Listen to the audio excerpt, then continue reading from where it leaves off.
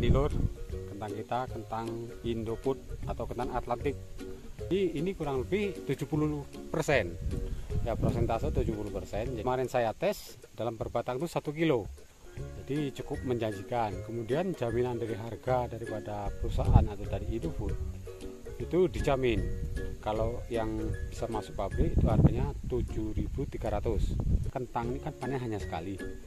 Ya jelas menjanjikan.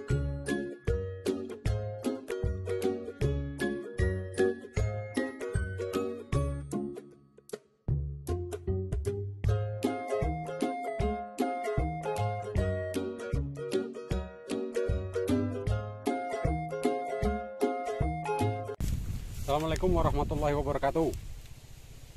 Nama saya Anto. Saya berasal dari Sumber Urip. Saya seorang petani yang tidak pernah mengenal lelah, berangkat pagi pulang sore demi memenuhi kebutuhan daripada keluarga. Dan di sini saya alhamdulillah kebetulan kami menanam kentang. Kentang saya alhamdulillah hari ini adalah perdana. Yang alhamdulillah juga walaupun cuaca ekstrim, tapi ternyata kami lolos dari tantangan, sehingga kentang kami ya tetap panen seperti yang kita lihat. Nah, ini kentang kita alhamdulillah cukup bagus walaupun belum maksimal, tapi saya tetap bersyukur bahwa umur 55 hari kena hujan es atau ekstrim, sehingga besarnya nggak bisa sama, tapi kita syukuri bahwa inilah hasil yang kita dapat. Nah, ini lur, kentang kita, kentang Indofood atau kentang Atlantik. Ya, kentang Atlantik umurnya mulai mati umur 55 hari karena ekstrim, tapi ternyata di daerah kita masih cukup lumayan, artinya cukup besar seperti yang kita lihat. Untuk perawatan ya seperti biasa sih, sebenarnya perawatan ini kuncinya pertama kita memang harus rutin, artinya dalam 1 minggu minimal kita harus nyemprot 2 kali. Kemudian kalau seandainya cuaca itu memang bagus atau banyak panas, cukup seminggu sekali. Jadi penyemprotan ini intinya kita harus rutin, kurang lebih 3 hari sekali kita harus tetap nyemprot, itu kalau mau aman. Ya, kami sering kami pakai, kalau kami pakai ya mancozeb, chlorothalonil, metalasil, simaxonil, itu memang banyak yang saya pakai. Jadi kalau seandainya memang jenis bahan aktif si A nggak mampu, kita lari ke si B nggak mampu lari ke si C. Jadi kami nggak berpatokan satu produk, jadi mana kita sesuaikan dengan iklim yang kita hadapi. Kira-kira memang ekstra, jadi kita harus memakai yang lebih bagus. Jadi untuk pupuk dasar yang pertama yang jelas pengolahan tanah. Ya, kalau orang sini mengatakan untuk dibedeng dulu bagaimana tanah supaya lembut. Kemudian pupuk dasar yaitu memakai pupuk kandang. Kemarin tuh sekam dicampur dengan tai kambing. Kemudian pupuk dasar kimia itu pakai SP, pakai NPK, dan ditambah dengan yang lainnya.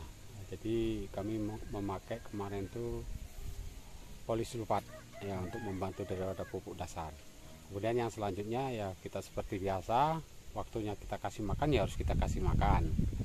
Kebanyakan di sini memakai pupuk NPK dan fosfat.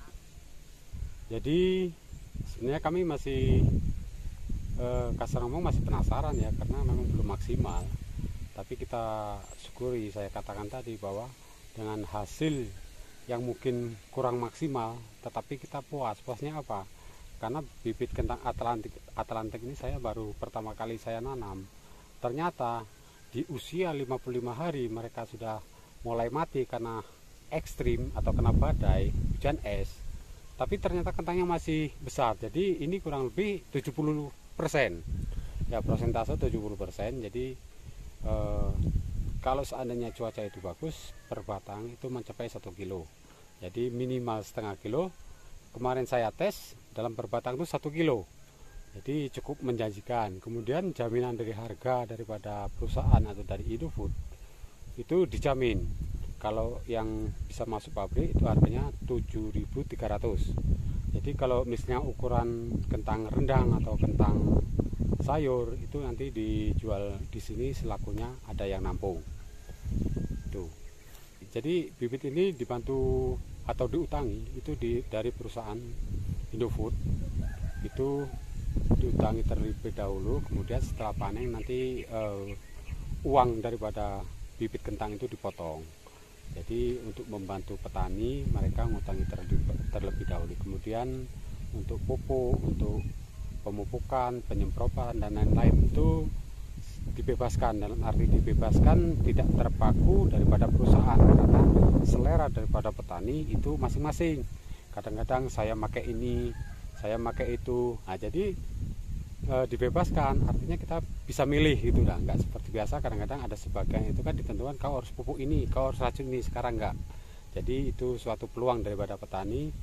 Harapan daripada kita mudah-mudahan di daerah kita cocok untuk tanaman selingan daripada petani kita, yaitu nanam kentang.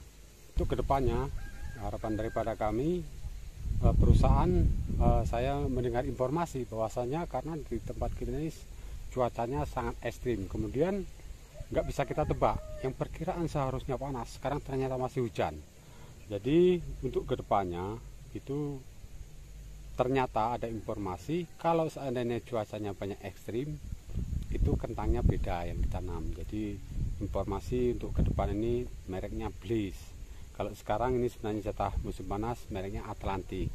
Jadi ketahanan itu masing-masing. Jadi untuk jenis tanaman itu sebenarnya sudah ditentukan daripada perusahaan yang cocok untuk daerah kita. Kalau masalah menjanjikan atau tidak, jadi karena ini sifatnya kentang ini kan panen hanya sekali, ya jelas menjanjikan. Kenapa saya katakan menjanjikan? Walaupun misalnya sayuran itu mahal, itu kan belum tentu setahun sekali. Tetapi kalau kentang, setiap kita nanam kentang harganya sudah ada patokan, itu kelebihannya. Jadi kalau soal kejutan itu sudah, kalau kita bicara kejutan beda. Kalau mau kejutan banyak ya namanya lebar itu aja. Tapi cukup menjanjikan dibandingkan sayur-sayuran. Kalau jenis Indofood ini memang jujur saya baru sekali, tapi selama ini kan seperti granola, Cipanas misalnya, kan kerinci itu pernah nanam. Ternyata kelemahan di tempat kita itu masalah bibit. Karena apa? Ya karena kurang kompak. Kadang kita kepingin nanam kentang 1 ton, tapi yang lain nggak mau. Jadi harapan kami petani sekarang harus menyadari bahwasanya selingan ini sebenarnya jangan ditinggal. Kalau seandainya pas semuanya murah, dia masih mahal, artinya masih stabil harganya. Jadi kalau Atlantik memang baru ini, kalau lokal ya alhamdulillah sebenarnya sudah pernah sih, sudah berulang-ulang. Tapi karena spekulasi, jadi kita akan kembali lagi ke kentang. Itu lahan kami yang kita coba tanam kentang Atlantik itu kurang lebih 1/4 hektar. Jadi kurang lebih bibit yang kita panen sekarang ini 700 kilo. Jadi insya Allah dengan 700 kilo ini ya taksiran untuk sementara, ya namanya taksiran di tanah ya kurang lebih 7 ton, 7 ton insya Allah keluar. Karena memang nggak maksimal, karena kita kendala di cuaca ya. Kalau nanti insya Allah besok selesai, nanti kita tinggal panggil mobilnya, karena mobilnya sudah standby. Jadi langsung muat di mobil arah ke Jakarta, jadi langsung disetorkan ke perusahaan itu ya. Jadi harapan daripada petani atau saya, jadi para rekan-rekan seluruh sahabat petani, tentunya kita jangan terpaku daripada pupuk mahal, karena apapun bentuknya kita nggak bisa memutuskan. Jadi intinya ya mungkin kalau usulan, kalau bisa pupuk itu ya murah kan, itu seperti itu. Tapi kenyataannya kalau setiap kita usul tiap tahun tambah naik kan seperti itu. Jadi kita harus punya alternatif. Misalnya alternatif begini, ya kita kurangi pupuk kimianya, kita banyak pupuk kandang. Artinya apa? Memang kita harus nabung. Kalau di tempat kita memang harus nabung. Pertama apa? Pupuk kandang. Saya yakin kalau pupuk kandang itu kita proses dengan fermentasi atau kita kasih trigo, itu sudah mengurangi sangat banyak sekali kimia. Nah, sehingga dengan harga kimia yang kurang lebih 50 kg itu mencapai 1 juta, kalau kita belikan pupuk kandang itu sudah berapa ton kan, seperti itu. Jadi kita jangan fokus dengan kimia, kita harus punya alternatif lain. Kita harus bisa mandiri, artinya kita tidak bertergantungan, kita harus bisa mandiri bagaimana tanaman kita itu bisa subur dan sehat. Assalamualaikum warahmatullahi wabarakatuh. Waalaikumsalam warahmatullahi wabarakatuh.